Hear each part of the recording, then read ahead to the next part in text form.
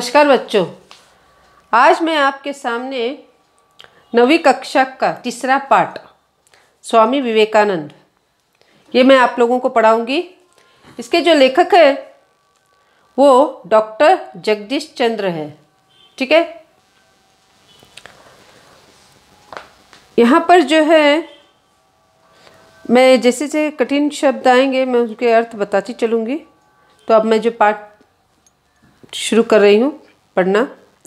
भारत के इतिहास में स्वामी विवेकानंद का नाम अमर है। इस वीर सन्यासी ने देश विदेश में भ्रमण कर भारतीय धर्म और दर्शन का प्रसार किया तथा समाज सेवा का नया मार्ग दिखाया। तो यहाँ पे जो है स्वामी विवेकानंद के बारे में बता रहे हैं कि इन्होंने क्या किया है। सन्यास वे थे ही, ठीक है, और क्या किया उन्होंने, देश भर फिर कर अपने जो है भारतीय धर्म और दर्शन को क्या है उसका प्रचार किया, उसे फैलाया। देश देश शहर शहर जाकर जो है इसका प्रचार प्रसार किया उन्हें, किसका, भारतीय धर्म का। ठीक है, और साथ ही साथ क्या किया इन्होंने, समाज सेवा भी की। स्वामी विवेकानंद का जन्म 12 जनवरी सन 1863 को कलकत्ता के एक कायस्थ घराने में हुआ था। ठीक है, इनका जन्म कब हुआ, 12 जनवरी सन 1863 अर्थात 12 जनवरी 1863 में इनका जन्म हुआ। कहाँ हुआ, कलकत्ता के कायस्थ घराने में इनका जन्म हुआ। इनके बचपन का नाम नरेंद्र देव था। अब इनको जो है बचपन का नाम जो है इनका नरेंद्र देव था। उनके पिता श्री विश्वनाथ दत्त एक प्रतिष्ठित वकील थे। उनकी माता श्रीमती भुवनेश्वरी देवी धर्मपरायण महिला थी। धर्मपरायण अर्थात क्या, धर्म का पालन करने वाली। ठीक है, तो वो एक धर्म का पालन करने वाली, भगवान पर विश्वास रखने वाली ऐसी वो महिला थी। किसके, विवेकानंद जी की माता जी। ठीक है, और उनके पिता जो थे एक वकील थे, प्रतिष्ठित वकील थे, प्रसिद्ध वकील थे। उनका नाम क्या था, विश्वनाथ दत्त, और माता का नाम क्या था, भुवनेश्वरी देवी। बालक नरेंद्र का शरीर स्वस्थ, सडूल और सुंदर था। अब यहाँ पे प्रश्न पूछा जाएगा कि बालक नरेंद्र का जो शरीर था कैसे था। तो पहले जो है स्वस्थ था, सडूल था और सुंदर था। कुश्ती लड़ने, दौड़ लगाने, घोड़ेसवारी करने और तैरने में उन्हें बड़ा आनंद मिलता था। उनमें कुछ बातों में उन्हें क्या थी, रुचि थी। ठीक है, उन्हें इंटरेस्ट था। कुछ खेल थे, कुछ विषय थे, कुछ खेलों में जो है उन्हें क्या था, बहुत रुचि थी, बहुत इंटरेस्ट था। तो वो खेल कौन कौन से थे, कुश्ती लड़ना, दौड़ लगाना और घोड़े सवारी और तैरना। ये 4 चीज़ें याद रहें। कौन कौन से, पहले कुश्ती लड़ना, ठीक है, दूसरा दौड़ लगाना, रनिंग, दौड़ लगाना, रनिंग करना, ठीक है, तीसरा घोड़े सवारी और चौथा जो है तैरना, स्विमिंग करना। ठीक है, तो ये 4 में जो है उन्हें बहुत ही रुचि थी। उन्हें बड़ा आनंद मिलता था। वे संगीत एवं खेलकूद की प्रतियोगिता में भी भाग लिया करते थे और इसके अतिरिक्त जो है उन्हें संगीत और खेल कूद में भी जो है प्रतियोगिता अर्थात कंपटीशन, ठीक है, उसमें भी वो क्या करते थे, भाग लेते थे। संगीत में भी वो भाग लेते थे, खेलकूद में भी वो भाग लेते थे। प्रश्न आएगा कि वो किस विषय में उन्हें रुचि थी। तो कुश्ती लड़ने, दौड़ लगाना, घोड़ेसवारी करना और तैरने में, ये 4 इसमें क्या है, उन्हें बहुत रुचि थी। और साथ ही साथ संगीत एवं खेलकूद में भी वो क्या करते थे, उन प्रतियोगिता में भी क्या करते थे, भाग लेते थे। नरेंद्र आरंभ से ही पढ़ाई लिखाई में बड़े तेज थे। तो अब ये क्या कहते हैं कि वो बहुत ही पढ़ाई लिखा में जो है बहुत शार्प थे, अर्थात तो बहुत इंटेलिजेंट थे, वो बहुत होशियार थे पढ़ने लिखने में। तेज का अर्थ है होशियार होना, होता है क्लेवर थे। वे अपने स्कूल में सर्वप्रथम रहा करते थे। एंट्रेंस परीक्षा में भी वे प्रथम श्रेणी में उत्तीर्ण हुए। अभी एंट्रेंस पढ़ाई में भी तो होशियार थे ही, वो क्लेवर थे ही, फिर एंट्रेंस परीक्षा में भी क्या थे, वो फर्स्ट रैंक आए थे पास होकर। ठीक है, इस बीच अच्छा उत्तीर्ण बीए की परीक्षा पास करने के बाद उन्होंने कानून का अध्ययन आरंभ किया। तो अब बीए की परीक्षा होते ही उन्होंने क्या किया, कानून का अध्ययन अर्थात एलएलबी, उन्होंने उसकी पढ़ाई क्या की, अध्ययन का अर्थ है स्टडी, वो क्या की स्टार्ट कर दी। इसी बीच में उनके पिता का देहांत हो गया।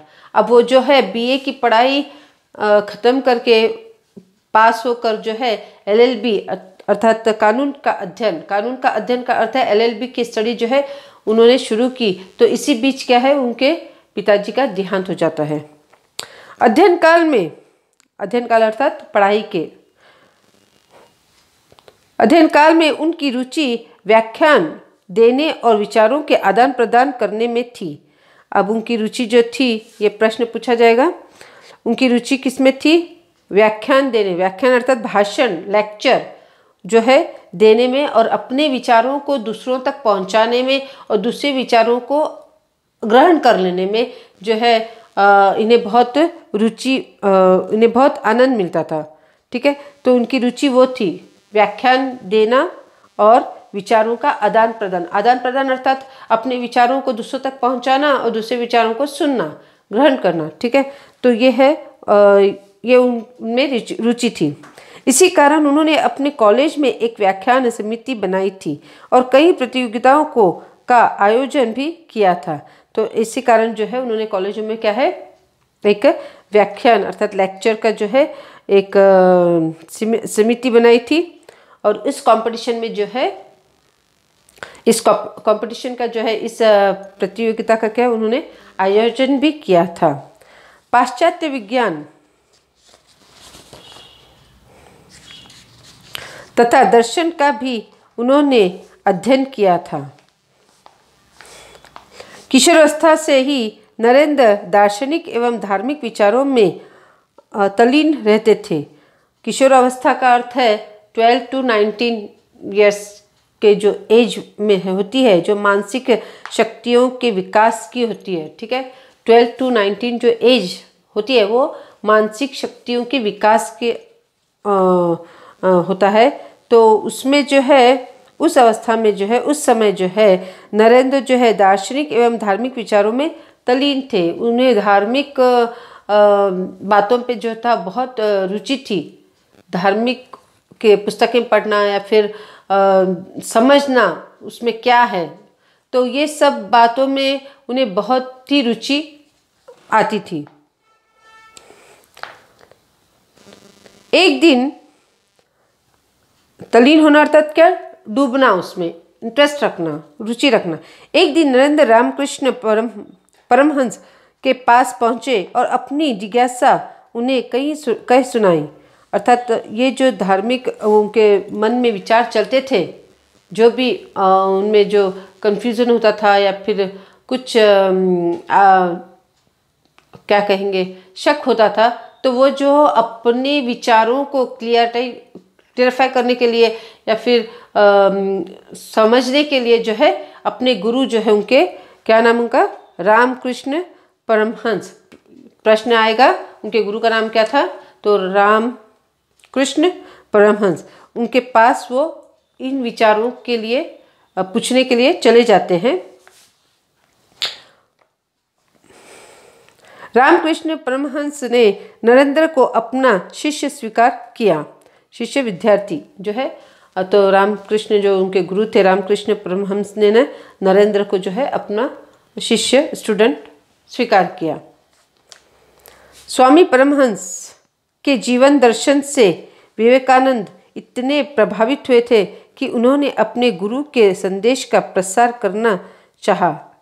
प्रसार करना था फैलाना, तो उनके जो भी संदेश थे उन्होंने स्वामी जो परमहंस के जीवन में जो भी उन्होंने बातें सुनी देखी, तो उनसे वो इतने प्रभावित हुए अपने गुरु से कि उनके जो संदेश थे, गुरु के जो संदेश थे, जो कहना चाहते थे लोगों से, उन्हें वो क्या किया, उन्होंने देश भर में उस संदेश को फैलाने का प्रयास किया।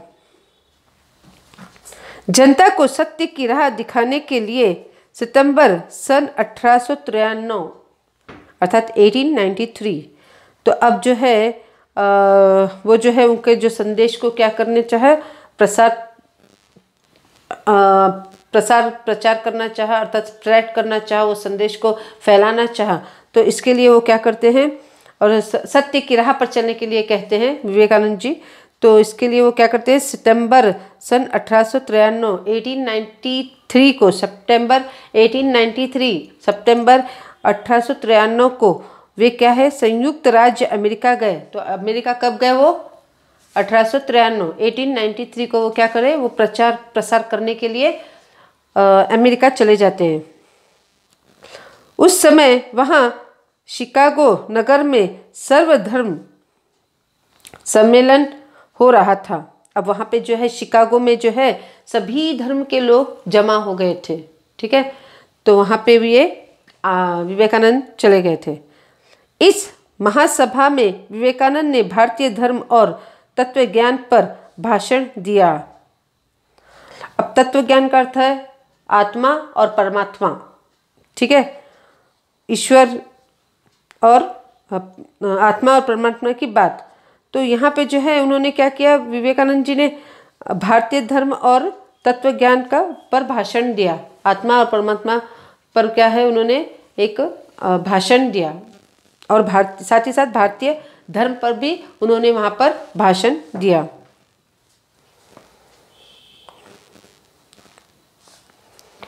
उनका भाषण बड़ा गंभीर एवं हृदयस्पर्शी था, और वो जो उन्होंने भाषण शुरू किया और उन्होंने जो भाषण दिया वो इतना गंभीर था कि लोग एकदम चुपचाप ऐसे देखते रह गए, चुपचाप सुनते रहे, एकदम मुग्ध हो गए, समझा।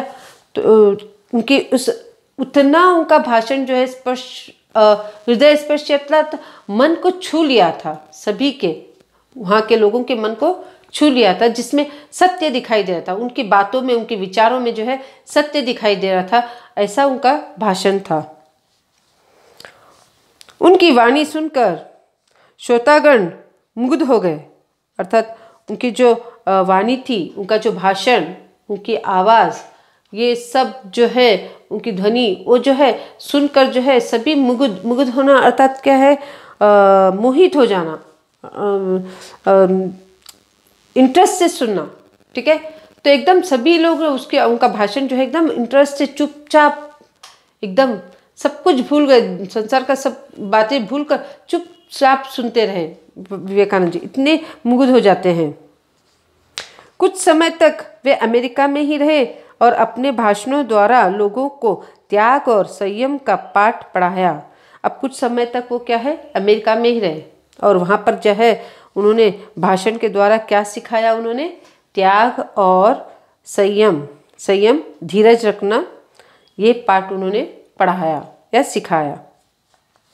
इसके बाद वे इंग्लैंड और स्विट्जरलैंड भी गए, और वहाँ उन्होंने सत्य और धर्म का प्रसार कर भारत के गौरव को बढ़ाया। अब यहाँ पर जो है उन्होंने क्या किया, त्याग और संयम का पाठ पढ़ाया। फिर इंग्लैंड चले गए, ठीक है, इंग्लैंड और स्विट्जरलैंड गए। स्विट्जरलैंड जाने के बाद वहाँ पे उन्होंने सत्य और धर्म पर का प्रसार किया, ठीक है। तो यहाँ पर ध्यान रहे, सबसे पहले वो सितंबर 1893 अर्थात सितंबर 1893 में वो क्या है, अमेरिका को आए। अमेरिका में क्या है, शिकागो में जो है सभी धर्म के लोग जो है एकत्रित हो गए थे, वहाँ पर सम्मेलन था। तो वहाँ महासभा पर जो है, वहाँ एक महासभा हुई, तो वहाँ पे विवेकानंद जी जो है भारतीय धर्म और तत्व ज्ञान पर जो है एक भाषण दिया। जो भाषण सुनकर लोग जो है मुग्ध हो गए, मोहित हो गए, एकदम इंटरेस्ट से सुनने लगे। ठीक है, एकदम उनकी जो भाषण है वो जो है हृदय स्पर्शी था, अर्थात मन को छू लिया था उनके भाषण ने।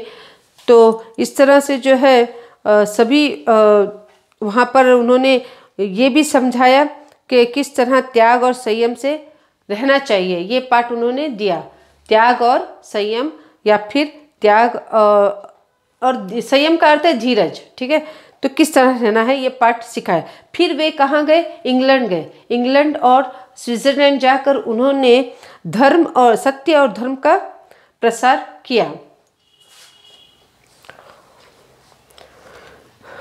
और भारत का महत्व उन्होंने बताया। ठीक है, अनेक विदेशी स्वामी जी के शिष्य बन गए। अब ये जो भाषण, ये जो उन्होंने प्रसार प्रचार किया, इससे क्या निर्णय होता है, इससे क्या रिजल्ट आता है कि बहुत से विदेशी जो है उनके शिष्य बन गए, उनके स्टूडेंट्स बन गए, उनके विद्यार्थी बन गए। ठीक है, उनमें से कुमारी मार्गरेट एलिजाबेथ का नाम उल्लेखनीय है। अब उन शिष्यों में जो है एक जो है शिष्या वो है मार्गरेट एलिजाबेथ। ठीक है, उसका नाम बहुत प्रसिद्ध हो गया, जो उनकी स्टूडेंट थी, उनकी विद्यार्थी थी। तो जो स्वामी जी की अनुयायिनी बनकर सिस्टर निवेदिता के नाम से संसार में प्रसिद्ध हुई, तो वो जो है बाद में स्वामी जी ने उनका नाम बदल कर क्या रखा? सिस्टर निवेदिता नाम याद रहे। उनकी अनुयायी कौन थी? अनुयायी अर्थात क्या? फॉलोअर्स। ठीक है, तो उनकी अनुयायी कौन थी? सिस्टर निवेदिता। प्रश्न पूछा जाएगा कि विवेकानंद जी की अनुयायी कौन थी, तो सिस्टर निवेदिता, जो बाद में बहुत प्रसिद्ध हुई संसार में, पूरे संसार में वो प्रसिद्ध हुई। स्वामी विवेकानंद ने भारत में भी भ्रमण करके भारतीय संस्कृति और सभ्यता का सदुपयोग संदेश दिया। उन्होंने अंधविश्वासों तथा रूढ़ियों को हटाकर धर्म का वास्तविक मर्म समझाया।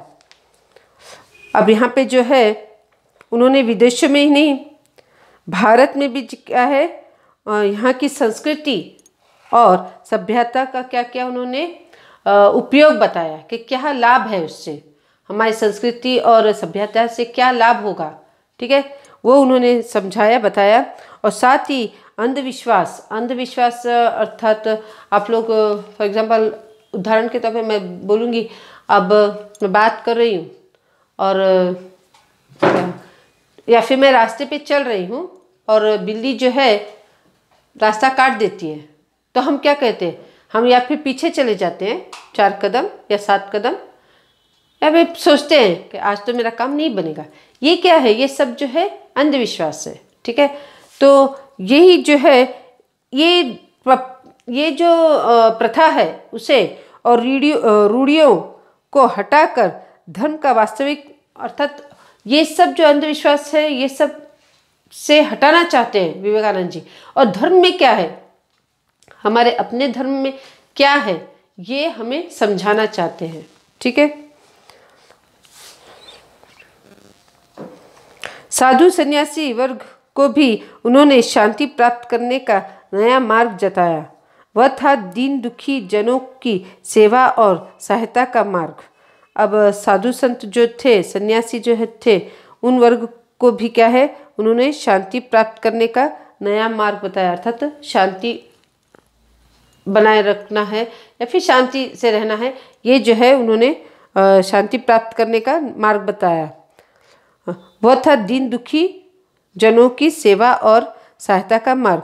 उन्हें जो है शांति प्राप्त करने का नया मार्ग क्या बताया यहाँ पे साधु संतों को, कि तुम ये क्या करेंगे, एक भगवान की पूजा करना ठीक है, मगर साथ ही गरीब दलित जो दुखी है उनकी भी सहायता करो। तो ये नया मार्ग दिखाया उन्होंने। सिर्फ भगवान करने से शांति प्राप्त नहीं होती, मन की शांति कब प्राप्त होती है? जब हम किसी की सहायता करेंगे, जो दुखी है, जो गरीब है, ठीक है, और जो क्या करें, कष्ट में है, उनकी अगर हम सेवा करते हैं, अगर हम उनके दुख को समझते हैं, उनकी कठिनाइयों को दूर करते हैं, तो हमें शांति मिलेगी। तो उन्होंने यही मार्ग निकाला कि साधु और सन्यासी जो है, उन्हें ये कहते हैं कि भगवान भगवान जप करने से शांति नहीं मिलती। जो दुखी है, जो कष्ट में है, जो गरीब है, उनकी सहायता करने से हमें क्या है, शांति मिलती है। ये उन्होंने नया मार्ग बताया। स्वामी विवेकानंद ने समाज सेवा को परमात्मा की सच्ची सेवा बतलाया। स्वामी विवेकानंद ने समाज सेवा को परमात्मा की सच्ची सेवा बतलाया। अर्थात तुम देख लो, कभी हम किसी कष्ट को, किसी गरीब को हम मदद करते हैं, हम सहायता करते हैं, तो हमारे मन में एक आनंद होता है, हमारे मन को एक खुशी मिलती है, ठीक है। तो वो जो है हमारे मन की अत्यंत खुशी जो है, हम फूले नहीं समाते कि हमने आज अच्छा कार्य किया। ये एक मन की शांति होती है। तो वो यही कहते हैं कि दूसरों की सहायता करके क्या है, तुम परमात्मा को खुश करो, भगवान को खुश करो। तो यहाँ पे उन्होंने वही बताया, स्वामी विवेकानंद जी ने समाज सेवा को परमात्मा की सच्ची सेवा बताया है। दूसरों के दुखों को, दूसरों की गरीबों को या फिर दुखी लोगों को, जो भी कष्ट में है, कठिनाइयों में है, उनकी मदद करके तुम क्या है, परमात्मा की सच्ची सेवा कर रहे हो, ठीक है। मानव किसको कहते हैं? मनुष्य किसे कहते हैं? जिसमें मानवता हो। और मानवता क्या है? मानवता यही है कि किसी की सहायता करना, किस कष्टों की मदद करना, दुखों के दुख को समझना, ठीक है। तो यहाँ पर ऐसे उनके ये करने से, कार्य करने से परमात्मा की सच्ची सेवा हो जाती है। वे स्वयं भी समाज सेवा में लग जाते थे। सन 1897 में प्लेग और अकाल से पीड़ित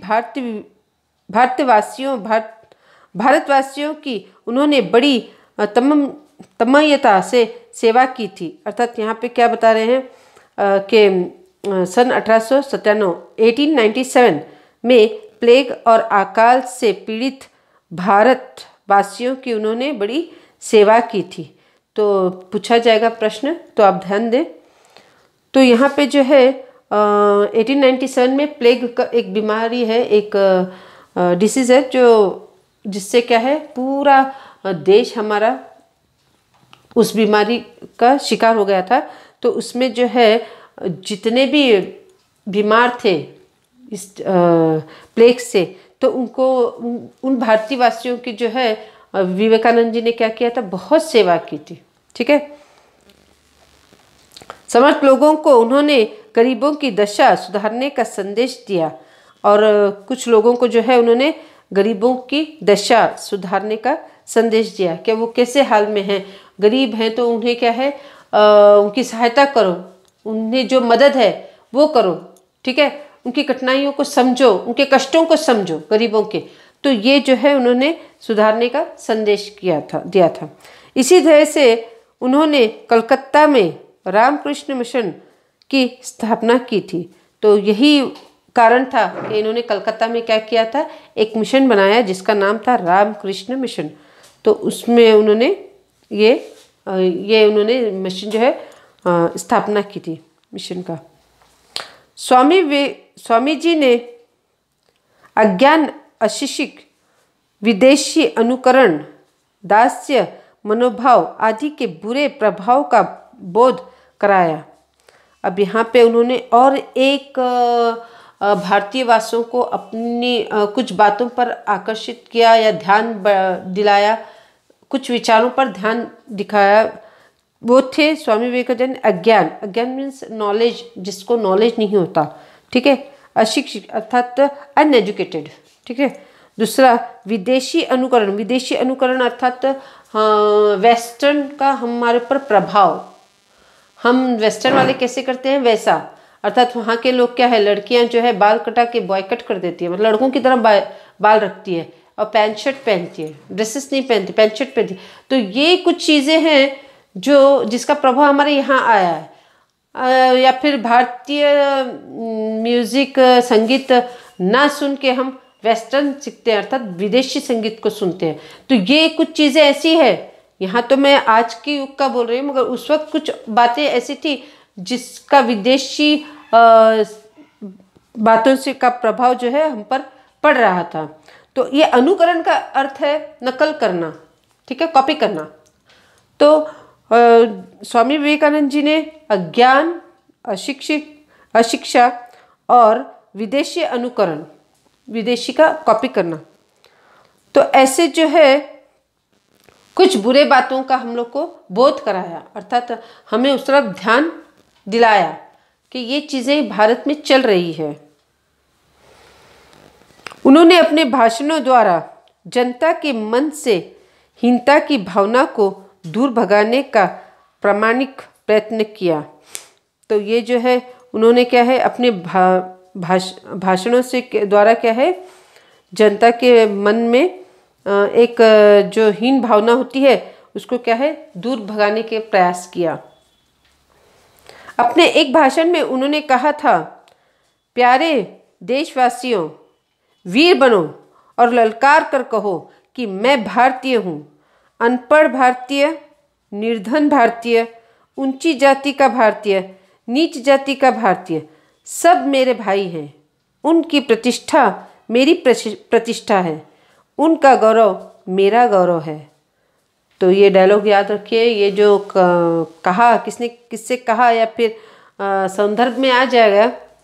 तो यहाँ पर उन्होंने ललकार कर एक भाषण में कहते हैं कि मैं जैसा भी भारतीय हूँ, अनपढ़ हूँ या फिर निर्धन हूँ या ऊंची जात का हूँ या नीची जात का हूँ, जो भी है, जितने भी तरह के भारतीय हैं वो सब मेरे भाई हैं, ठीक है, और उनकी प्रतिष्ठा मेरी प्रतिष्ठा है, अर्थात उनका रिस्पेक्ट मेरा रिस्पेक्ट, उनकी इज्जत मेरी इज्जत है, तो और उनका गौरव क्या है, मेरा गौरव है। तो ये सब उन्होंने अपने एक भाषण में कहा। 14 जुलाई सन 1902 में स्वामी विवेकानंद परलोक सिधार गए। 14 जुलाई जो है प्रश्न आएगा का उनकी मृत्यु, उनका देहांत कब होता है, तो 4 जुलाई सन 1902, ठीक है, 4 जुलाई सन 1902 में जो है उनका देहांत हो जाता है।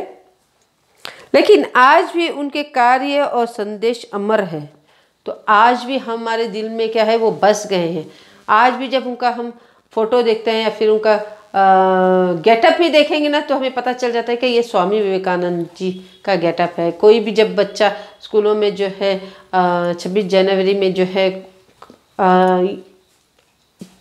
पहनावा करता है, उनका गेटअप लेता है, तो फैंसी ड्रेस कहते हैं ना जिसे, अगर वो पहनते ही हमें समझ में आ जाता है कि ये स्वामी विवेकानंद। तो ये उनकी पहचान जो है हमारे मन में जो है बस गई है, उनके कुछ कार्यों के कारण, ठीक है। उन्होंने जो कार्य किए हैं, जब तक वो जीवित रहे उन्होंने बहुत अच्छे अच्छे कार्य किए जिससे हम भूल नहीं पा रहे हैं।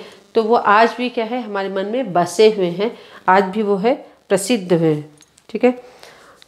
और इनका उद्देश्य क्या था, इस पाठ के लेखक डॉक्टर जिन्होंने ये पाठ लिखा है, उनका उद्देश्य क्या है, उन्होंने भारत के किशोर बालक बालिकाओं के समक्ष आदर्श प्रस्तुत करने के लिए अनेक महापुरुषों की जीवनियाँ लिखी है। अर्थात अनेक महान पुरुष जो थे, चाचा नेहरू बोलो या फिर गांधी बोलो, भगत सिंह बोलो या सुभाष चंद्र बोलो, बहुत और अन्य जो भी है महान पुरुष है, उनकी जो है जीवनी उन्होंने लिखी है, ठीक है। तो मैं इनके प्रश्न उत्तर मैं आगे वीडियो में भेजूंगी। मुझे आशा है कि आप लोगों को ये पाठ समझ में आया होगा। नमस्ते।